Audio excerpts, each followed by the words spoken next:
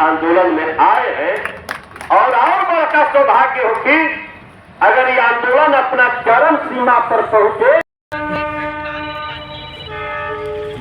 सोम प्रकाश जी ओबरा क्या पूर्व विधायक रहे हैं और आज अभी रफीगंज में 11 दिनों से किसानों को चल रहे आंदोलन धरना का समर्थन में आप यहाँ पहुँचे हुए हैं।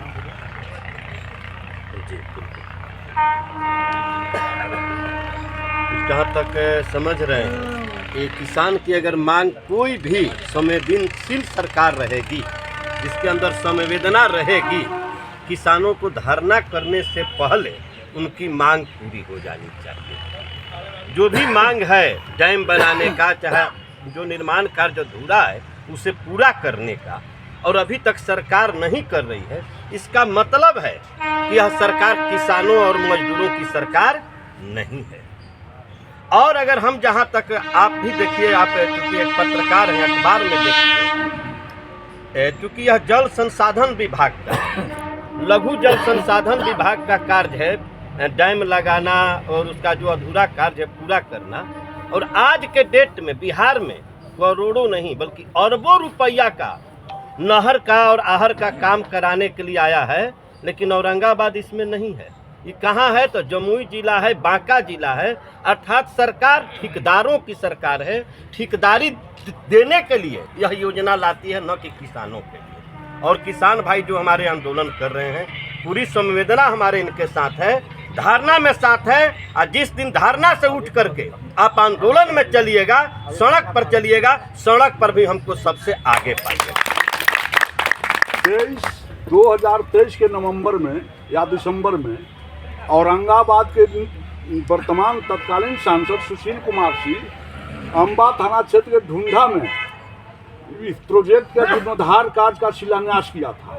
और इस वर्ष पिछले माह औरंगाबाद के वर्तमान राजद सांसद और काराकाट के सांसद भी जीर्णोद्धार कार्य का शिलान्यास किया।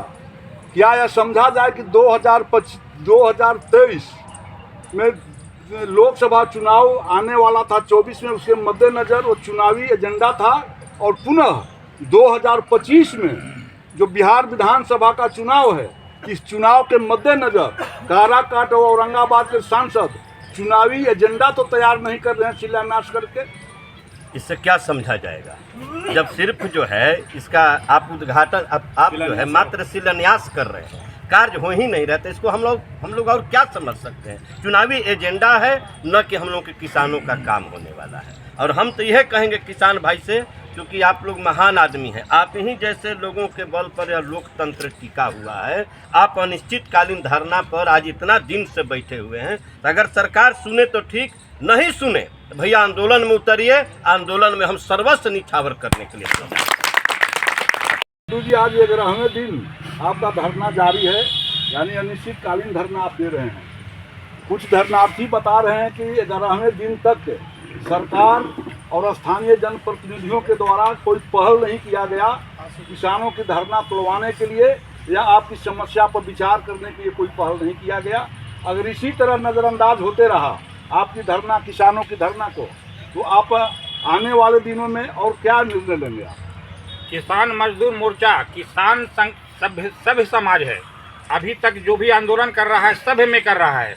और जिस दिन सर से पानी जब ऊंचा हो जाएगा, किसानों का सबर का बांध जब टूटने लगेगा, तो उसके बाद किसान क्या करेगा, इसका निर्णय 30 मार्च के बाद किसान मजदूर मोर्चा का बैठक होगा और बैठक में पास होगा। और वो क्या सबर का बांध तोड़ने के बाद करना चाहता है आंदोलन, रेल का चक्का जाम करता है या फिर सरकार को दबाव बनाने का क्या नीति तय करता है, ये फैसला 30 मार्च के बाद होगा। 30 मार्च तक के हम लोग सभी के साथ जैसे बैठे हुए हैं शांतिपूर्ण ढंग से तरीके से। और ये किसानों का सत्याग्रह प्रदर्शन है, ये जो है ये सत्याग्रह प्रदर्शन है। सत्याग्रह प्रदर्शन गांधी जी किए थे, देश आज़ाद हुआ था, आज 200 साल लगा था। अभी तो हम लोग का 26 साल ही आंदोलन का हुआ है।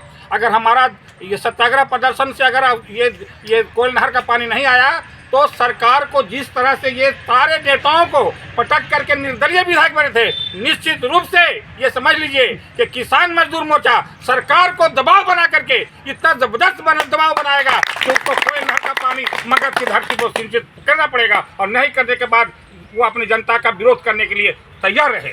यही हमारी मांग है। हमारा नाम हुआ लड्डू खान, किसान मजदूर मोर्चा संघर्ष मगध संयोजक।